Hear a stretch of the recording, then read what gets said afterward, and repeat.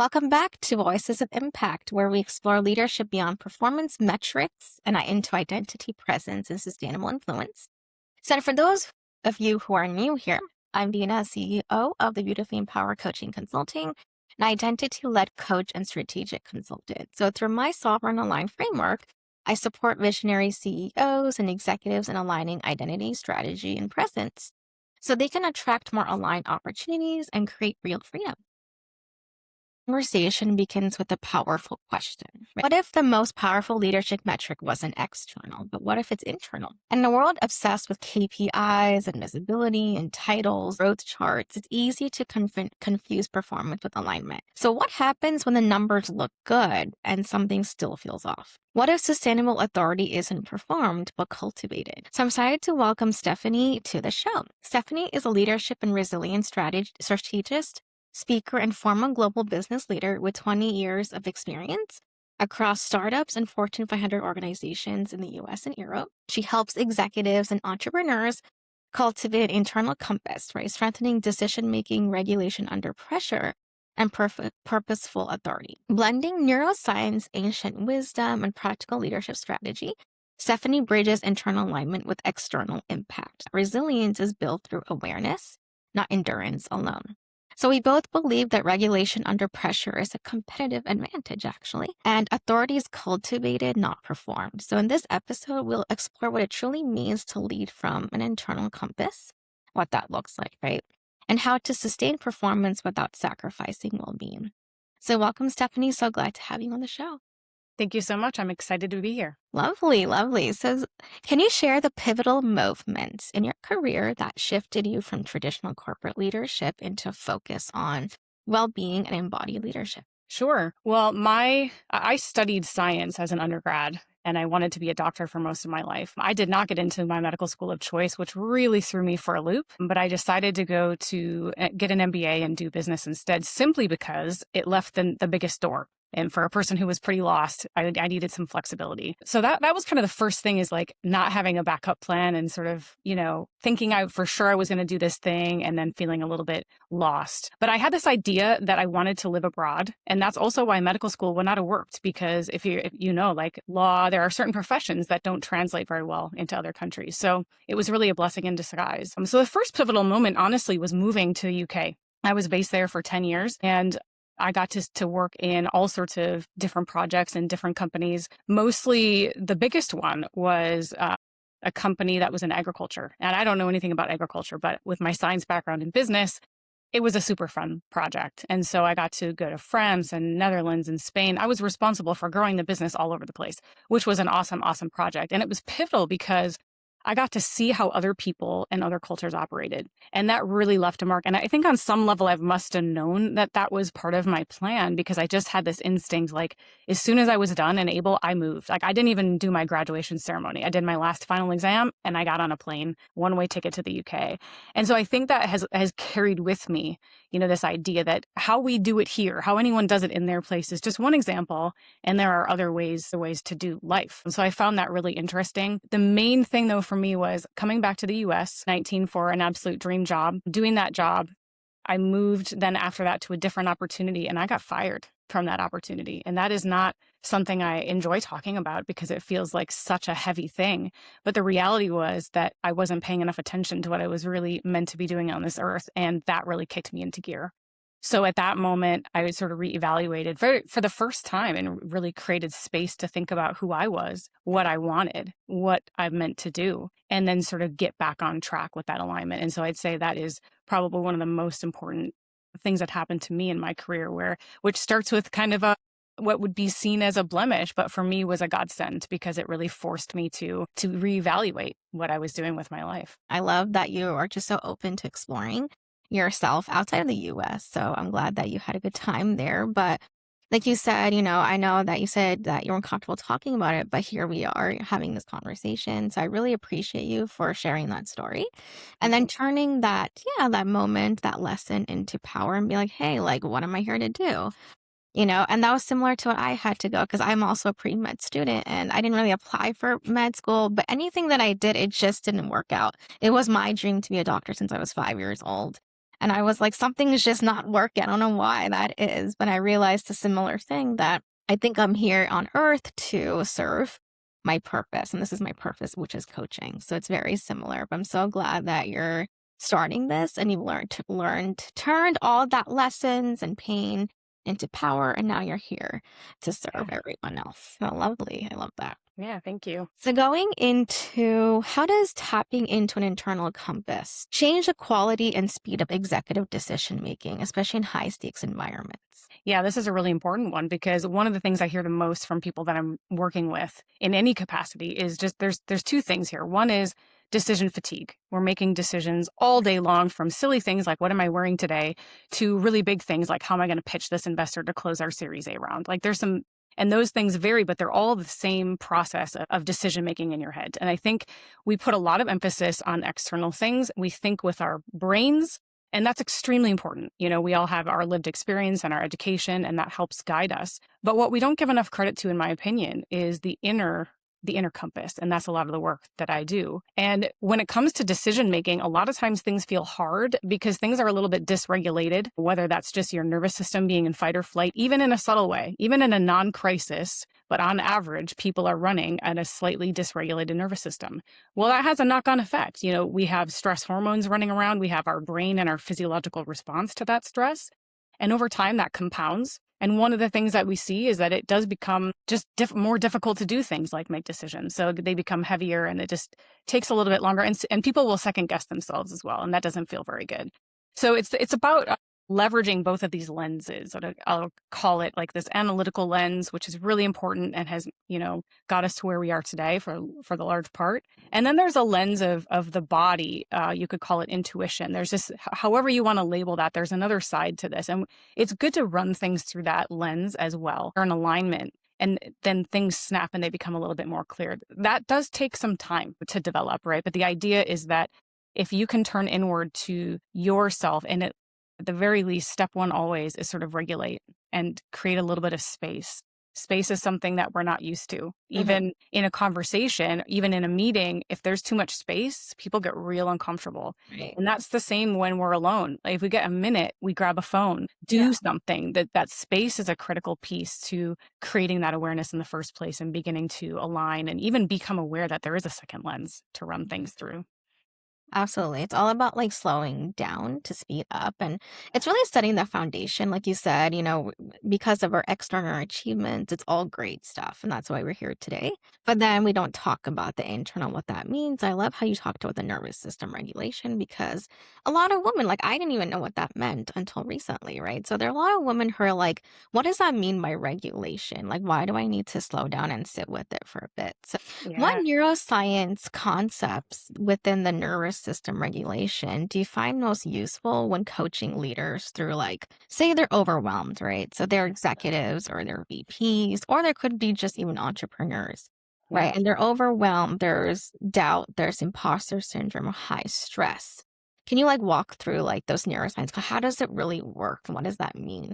Yeah, I love this because it's rooted in the science, right? It starts with that really analytical piece of our brain, and people like, okay, I can understand that. You know, we talk about the different parts of your brain, your amygdala, for example. Your amygdala is a part of your brain. Its job is scanning your environment and detecting threats. So if you're out in the woods and you get attacked by a wild bear, you want that protection, right? Because your amygdala kicks in, it sends a message to your adrenal glands, your stress hormones like cortisol are released, and that has a physiological response, and it allows you to run or fight or whatever it is, but it's fight or flight response, right? There's a physiological response there. And so I love the idea that people begin to understand that this is not about grit. This is not about personality. This is about the physiology of being a human and the amygdala hijack and what's happening when you're detecting a threat. And the threat isn't just a bear, right? A threat could be a bad email from a boss or a fight you've had with your kid. Those amygdala, that's going to pick up any sort of stress response. And so you can imagine going through the day and just ping, ping, ping, and it builds up over time.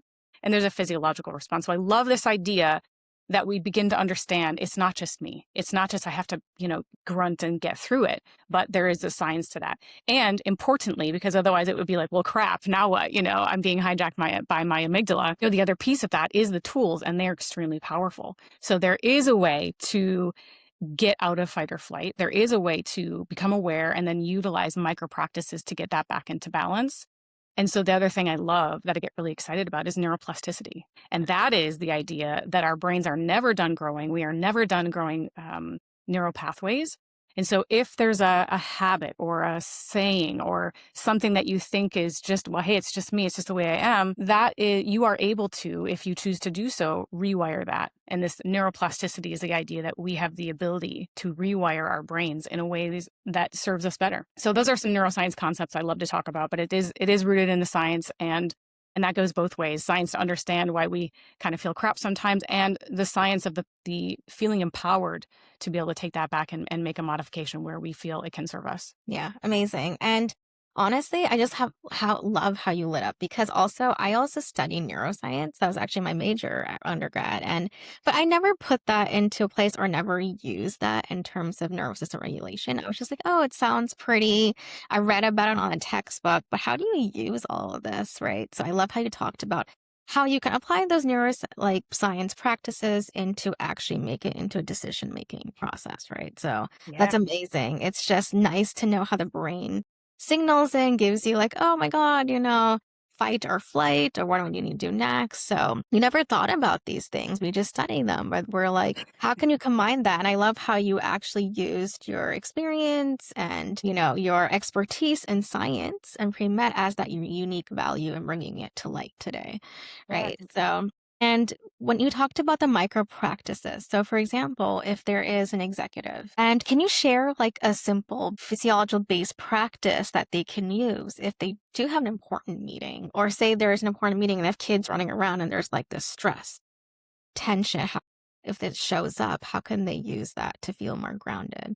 I think you might be reading my mind, because I was like, this is the perfect segue, because first of all, I like to say that, these tools that I mentioned, they don't require you to blow up your life. If they did, it just wouldn't work, right? So it has to be super small, low friction. One of my favorite tools of all time is the breath. And it doesn't sound very exciting, but man, is it powerful.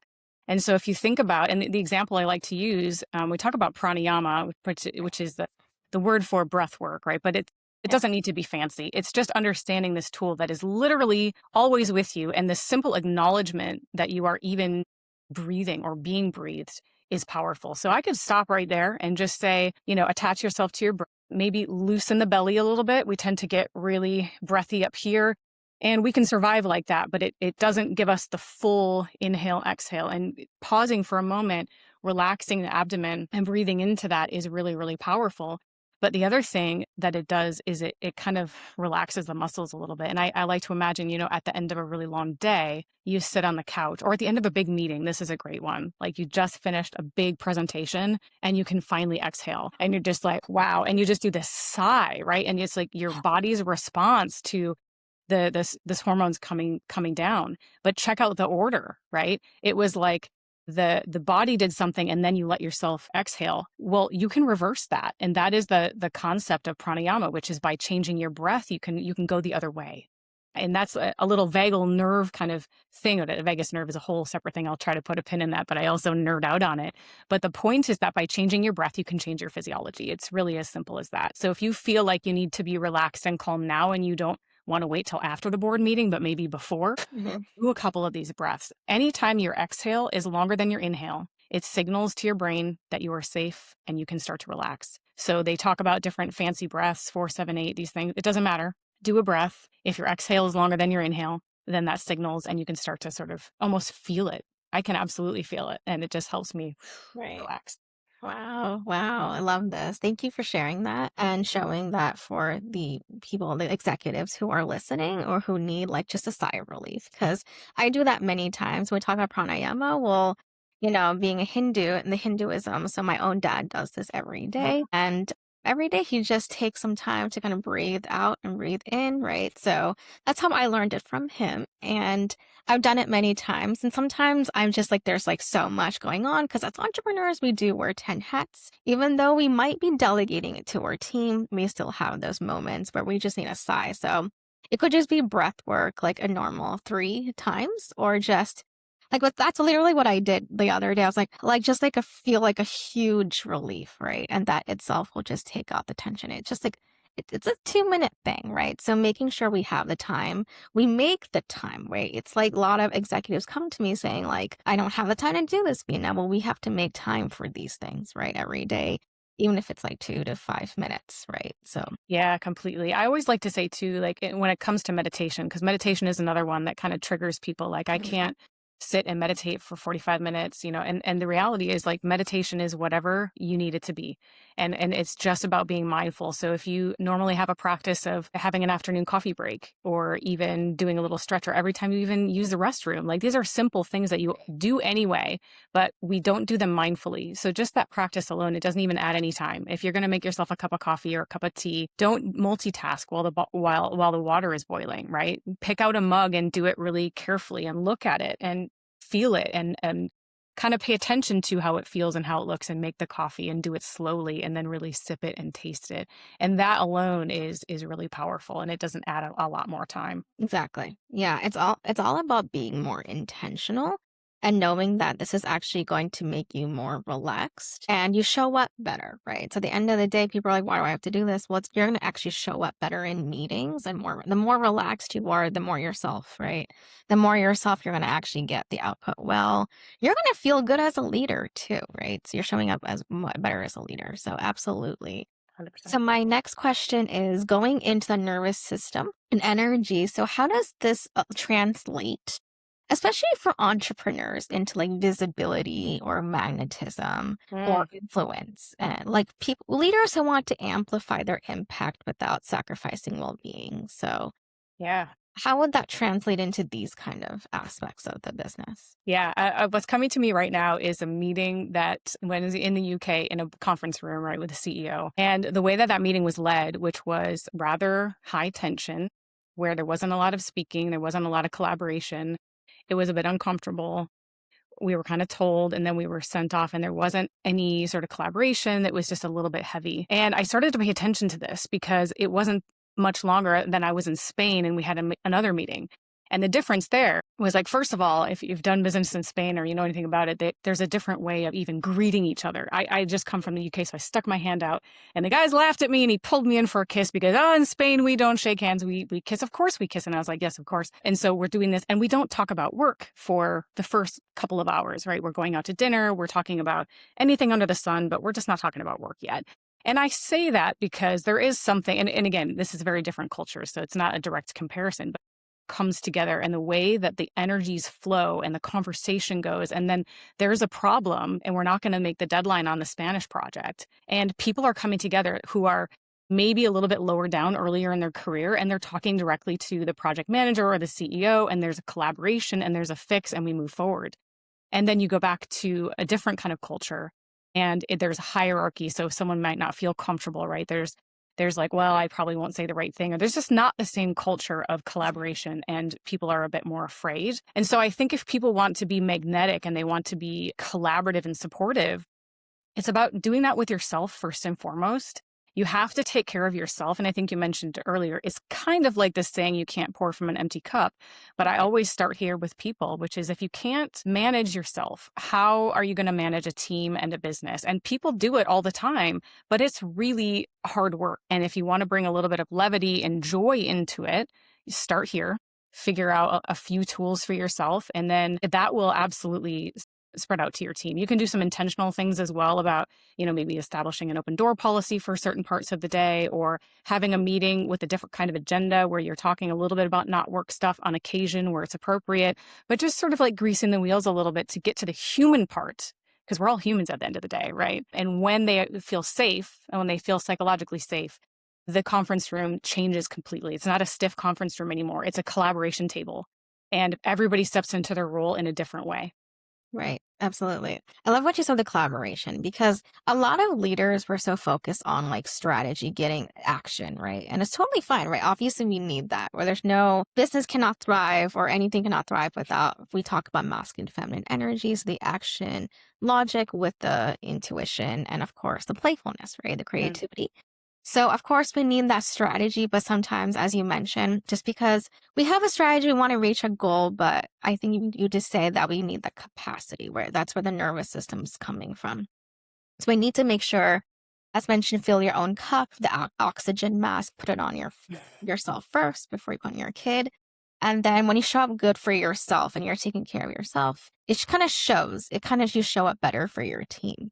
Right. So I absolutely agree that it's very important to kind of see where you're at, being more intentional with yourself. Right. Because that's very important. And going into your experience as a coach, what measurable transformations do you see, or do they typically report when they begin to trust that internal compass and regulate that nervous system? They have the capacity.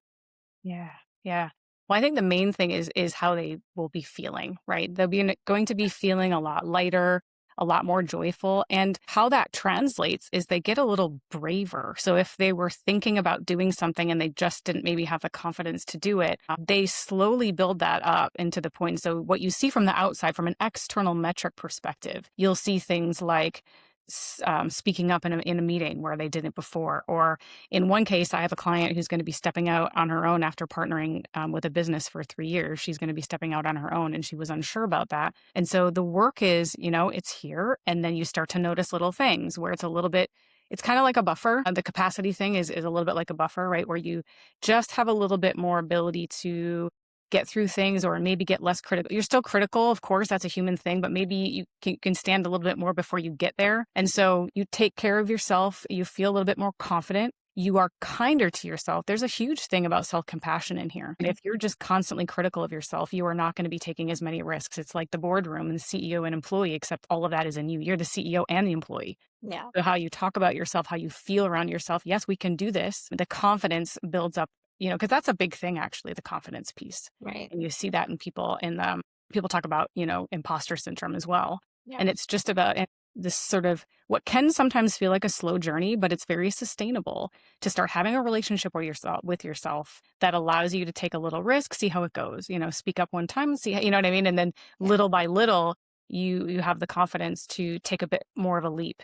And the resilience that if that wasn't the right leap, or it wasn't the right time and it didn't work out, that it's not, well, then screw it all, let's go home. It's I'm going to learn from that and I'm going to do it again. And you talk to yourself in a compassionate way. You take your learnings and then you prepare to try it again if that's what you want to do. But I think the intentionality piece, the compassion, I just talked about a whole lot of stuff. Is a great question, because you're just like, there's so many pieces of it. But what I really see first is the internal science. And people will say, you know what, I had a hard week and I feel okay. Whereas before I had a hard week and its knock-on effects are huge.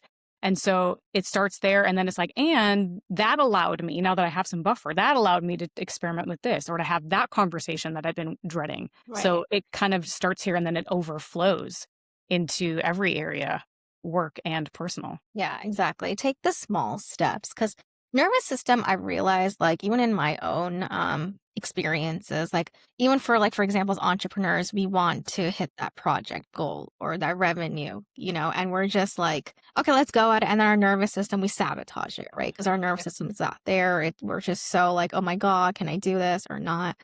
So we want to make sure that, hey, like, yes, it's okay to have a big goal set in place, but start small. What is your nervous system? Like you said, what are you like okay with? What are you feeling like you're not as nervous about?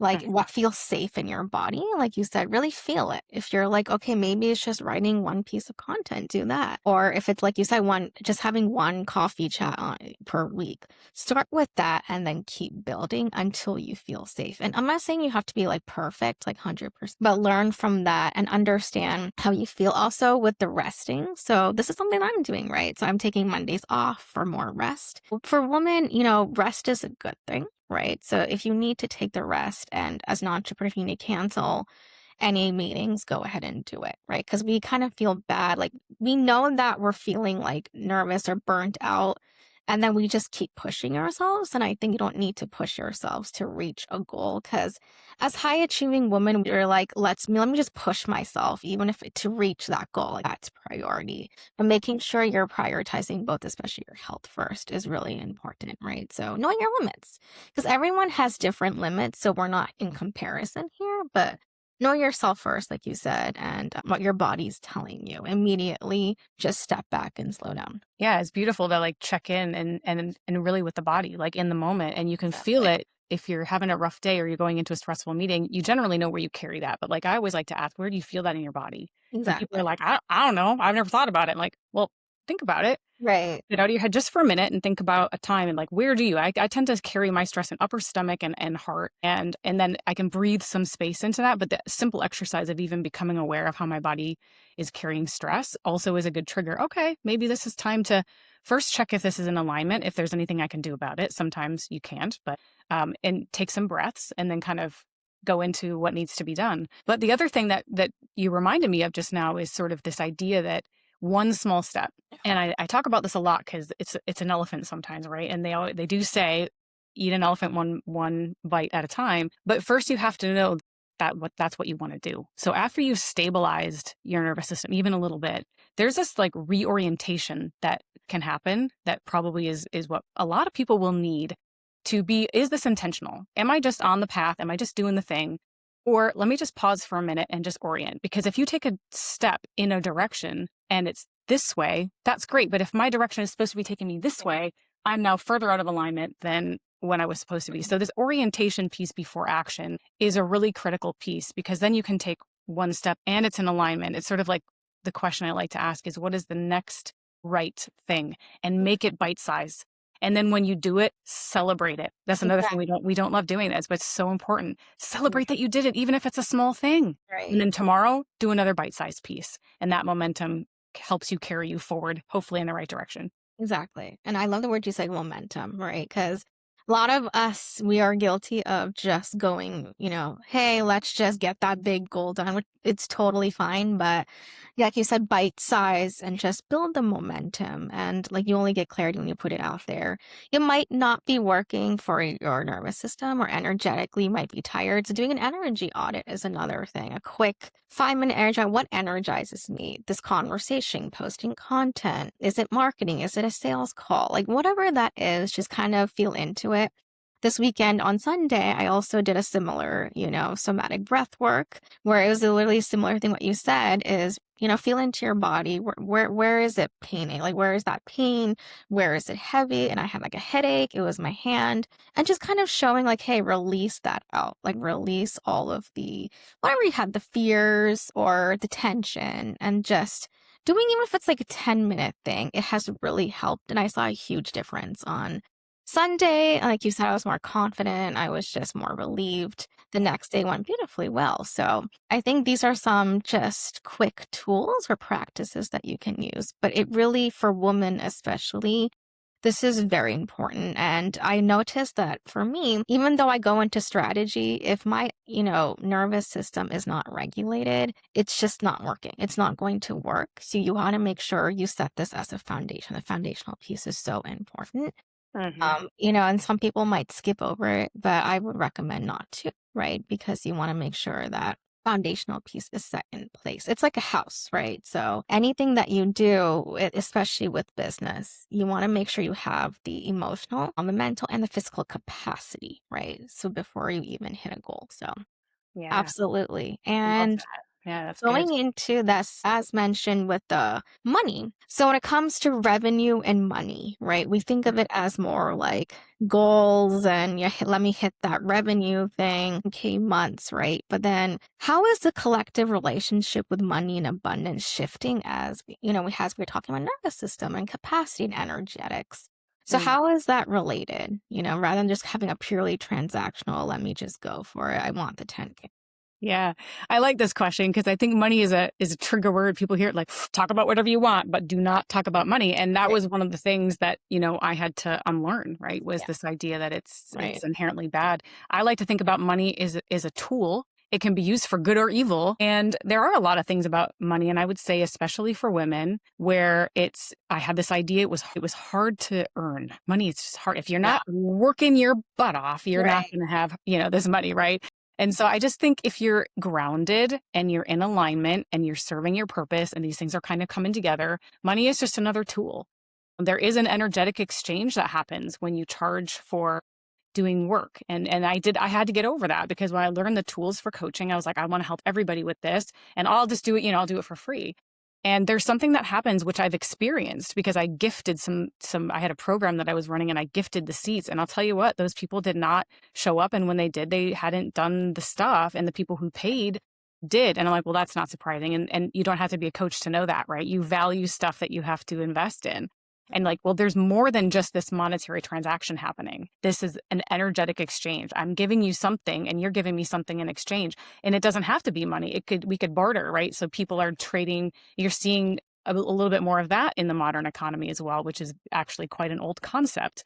But I really like it. And it's the idea that, hey, we each have skill sets. Let's do a swap. Let's do a trade, or I'll just give you something, whether it's a cow or money, or it doesn't matter. But the idea is that it kind of pulls people into this collaboration space.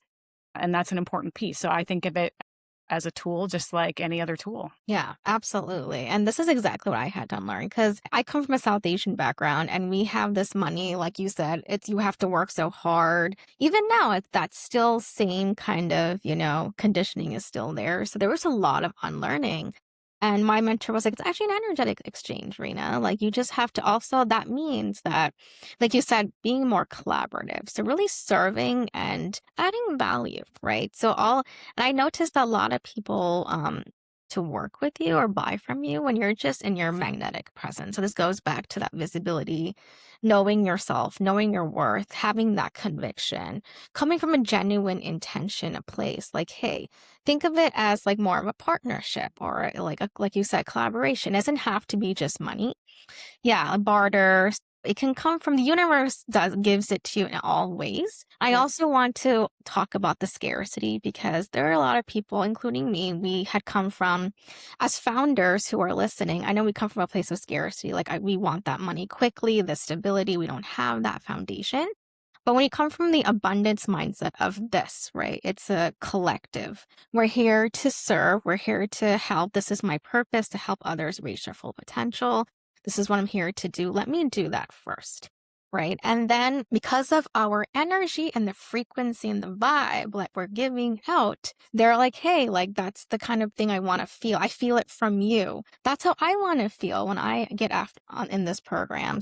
It's really that feeling. And that's why people pay for you. So that's where the energetics comes in. Right. Mhm. So rather than looking at it as in like, hey, I'm going to sell something because sometimes in the beginning it works, but then you realize you're not going to get consistent revenue or income and it's not sustainable. But if you really want a sustainable business, you want to shift that frame it as more of an abundance thinking Mhm. and not from a place of scarcity. So just know your why, serve with your why. And that's where the abundance comes in. It can come from any kind of things. And for example, universe gave it to me in gift cards, right? So I was like, oh, wow, like I got something, I did it. It can come in the form of gift cards or just gifts or anything. So you have to be open to the how and the when, right? And just serve, right? So that, I love that so much because it goes back to this idea of a little bit of surrender on the yes, outcome, a bit like non-attachment, which right. is really hard. I mean, especially if you're really excited and passionate about something, you want to go out there and you want to do it. You want instant validation. You want to see that these things are working. The reality is how this works in collaboration with something bigger than ourselves is that you align and you do some work and then you release the outcome because the reality is it could show up and you could still succeed, but in a way you had never anticipated, right? So if Right. you think the journey is here, like you're still going to get here, but we're going to do this first, or we're going to go around and then we're going to come in. And Exactly. if you close yourself off to that, you've missed it. Right. So I think it's so normal, right? To be like, okay, now let's do a business plan. Tomorrow I'm going to do this and this is going to Right. happen. And you just like get the brain to settle down just a little bit and surrender. But the other thing that I'd like to piggyback off of is, if it's okay, is Right. going back to abundance versus scarcity is love-based decisions and fear-based decisions, which are very, very similar and overlapping concepts. But if you're making a decision because of a fear of not having enough or a fear of irritating someone or a fear of not being good enough, those decisions are going to feel very different, have a different outcome, and have a different energetic frequency than a love-based decision. I love working whatever, and this is what I'm going to do. I love this, so I'm going to do this, and that the actions will look the same in many cases to somebody else, but energetically, in terms of how it feels, they could not be more different. And it is the scarcity versus abundance mindset. And I think about that a lot because it's hard to get away from fear based. You know, Yes. when you live in America, you need to make sure you have health insurance and a certain amount of Right. Yeah. slush fund in case something happened. If you've got a kid, you know what it's like. There's a lot of heavy responsibility there. It's easy to be like, I can do that once I have X in the bank, or Yeah. once I can, and so you just this constant back and forth of a little bit of surrender, a little bit of, trying to go back to the love-based decision making. Absolutely. And I love how you said the love based, right? And I do agree, right? I think we're all guilty of the health insurance and things have, spiked up and we're just like, oh my God, survival mode. And that when you're in survival mode, the nervous system's out of control. So really having these grounding practices consistently, which is why anyone, even on a Saturday, Sunday, like even if you feel like you're in survival mode, it's okay. Like it's okay to go from like abundance to survival, right? Oscillating between the two. That's very normal because a lot of women have come to me saying like, "Oh my God, I'm not like perfect. It's not going consistently well. Like how do I only be in always abundance?" Well, you have to be realistic. You're not always going to feel that way and you're going to oscillate between the two. But if you do feel like you're in survival, just come back to your why, right? It's all about the mindset. So, why are you here? Go back to your value. What do you truly value? Do you value, like you said, collaboration, community?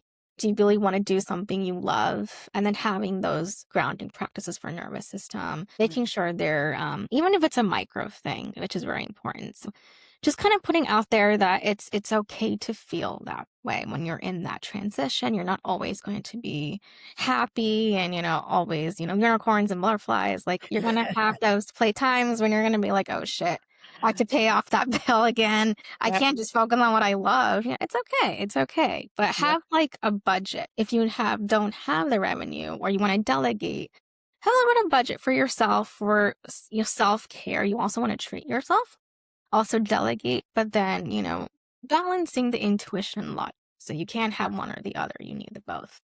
Yeah. I'm so glad you said that too, because I think people, and I do this too, like doing business, and I think that the way is linear. And Yeah. once you take a step, then you can only continue taking a step. Well, the reality is you fall back and that's okay. And that's part of the journey. And so Right. maybe you go back, maybe you go way back. That's okay. And it goes back to that compassion again, because it'd be really easy to beat yourself up and say, I've already done this step. I've already accomplished Right. this. The reality is that it's a windy road. You see a lot of these, memes and stuff. It's like straight line. I did it before. I was like, here's your path. No, it's okay to everybody's on the same journey, which is different and windy and non-linear for almost everybody I know. Right. Likewise. And I've been there, right? This past weekend, I was like, "Oh, shoot, I'm going back to like, the survival mode or what some days I'm just like, I love doing this, podcasting, I just community. But I was like, I kind of like, I'm hard on myself, right? I always all go getters. I was like, Yeah. why is this going back and forth? Like, why can't I just be like in the perfect linear thing? And I was like, wait a minute, I need to be more compassionate. It's okay. So you just have to have that like reminders, right? So these are just lessons that entrepreneurs, as we learned, we're just passing it down, but just giving yourself some grace. And I love what Stephanie said about celebrating it. So even if it's a small step forward or momentum, like, hey, I did a breath work today. Or even if it's a mindset shift, or I just, was self aware about something that I didn't know before, like celebrate it, right? And write it down, share it with a friend who understands, right? So these things are very, very important that a lot of people won't really talk about. Yeah. And what single practice would you recommend to a leader who feels the call for something bigger, but they don't know where to begin? This is a great question. It's always the starting point, right? And we want to make it small because it builds on itself.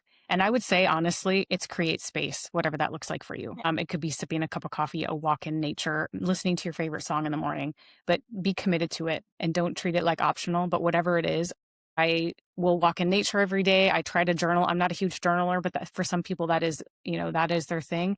Pick whatever your thing is, try it, and you might not get it right away, but create something that is uniquely yours. 2 minutes is really all you need to start. And when you do that thing, whatever it is for you, could be just standing still and breathing. Like I tried to practice yoga. Some days I just don't feel like it. I stand in mountain pose for 5 minutes. I call it yoga and we're good.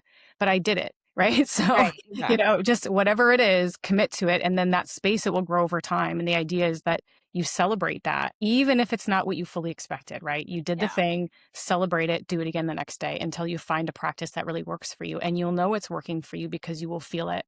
You will feel like, dang, I'm looking forward to doing that practice again because it makes you feel good. So I would say create space. Love that. I love what you said. Just create space and commit to it, right? And now we're all in that messy middle and we're like, we have to be perfect. It doesn't have to, right? Like you said, it's just go focus on how you feel. So lead with the intuition, lead with how you feel first.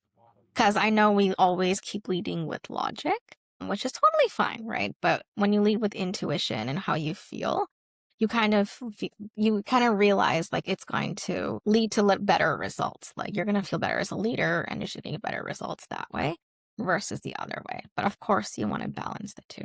Yeah, I mean, from a leadership perspective, and I'll bring it back to people, all the time making decisions. You've got two lenses, and you just said it, right? Bring it back to your logic and then run it through your intuition. Sometimes we go logic and we start acting. And Exactly. sometimes that you get away with it, right? I mean, it's working, it's fine, but it can lead you a little bit astray. And over time, you begin to feel that. If you can just take one more breath and run that decision or the potential action you're about to ensue, run it through the logic lens or run it through the intuition lens, intuition, body, whatever you want to call it, but it's not logic necessarily. How does it feel when you're about to make that decision? And that question alone can be extremely powerful, and it will make you question sometimes. Actually, pause. Let's not sprint ahead with that. Let's just take another minute, talk something out, and you might end up going in a completely different direction. Yeah, absolutely. I love how you said the two lens, right? So, yeah, sometimes you really need to take that pause. So these are some important, like you said, it's very, very powerful. I used to just follow my logic without the intuition. And I was like, yay, like it works. But then I was like, no, I'm just so burnt out. This is not it. And I went into a totally different direction. Now I expanded my business because I actually followed the intuition first and then the logic. And I'm happier, right? I'm happier. I'm more confident. So I know this works. I know Stefanie, it's doing well for her. So, you have proof that it works. So it's really good. It's a really good practice to have if you want that to if you want to feel like you're thriving, right? So Yep. absolutely. And love this conversation, Stefanie. So what initiatives, programs, or creative projects are you currently calling in or launching next? I'm in a writing phase right now. So I just launched, well, I didn't just, maybe 6 months ago, I launched a Substack. And so it's called The Inner Edge. And I'm just doing everything. I'm just sharing stories and articles and tools and resources on Substack. So that's really my home base. But I'm also working on a little bit of a course on regaining is like just 3 steps, right? It's regaining stability and getting to calm. And then it's sort of reorientation that we talked about, and then using that reorientation and into action so you can redesign your best life. And so this is a system that I'm working on, actually working on it from the perspective of people going through a divorce. And that is just something that I didn't choose. It just sort of came to me. But if you think about a divorce, any sort of major life transition, Right. everybody can use those tools. So the fact that it's for divorce, I think there's some additional applications there, but that's really my focus. And that will be going out in probably the next month or so. Yeah, a couple projects. Love that for you. Amazing. So best of luck. That's so exciting, Thank honestly. you. And Yeah. then the Substacks, everyone, follow her, follow Stefanie on Substack. So I haven't actually got an account, but I will follow you. So love Okay. to read it.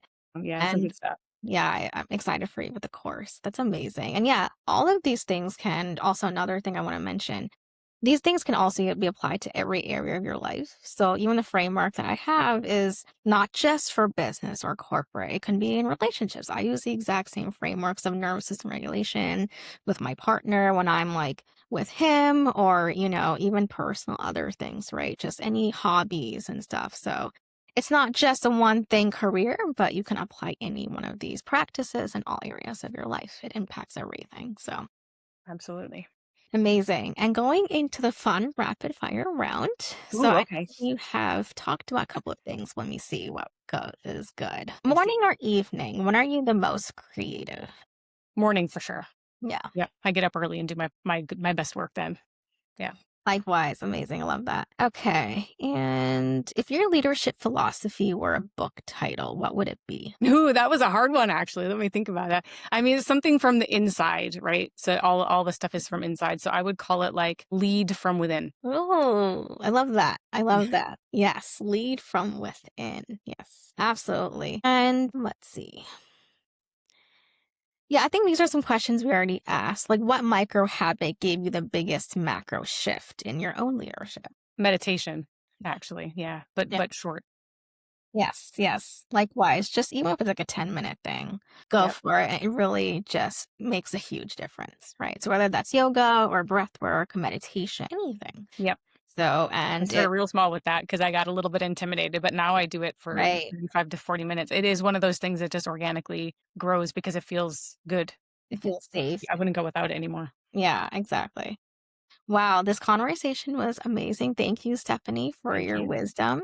So, what today's conversation makes it clear is that external metrics may measure progress, but they don't create power. Power is cultivated internally. So, when leaders strengthen their inner compass, when they regulate under pressure, trust their intuition, and align decisions with identity, performance stops feeling forced. It becomes embodied, and the shift changes everything. So, if you're successful on paper but craving deeper clarity, I'd love to invite you into a complimentary vision collab session. So, this is a strategic, grounded space where we explore the intersection of identity, leadership, and growth and identify the internal shifts that will elevate your external impact. So, you'll find the booking link in the show notes. This is also why I'm launching Sovereign Rise, a global collective for soul led leaders who are building from integrity and impact.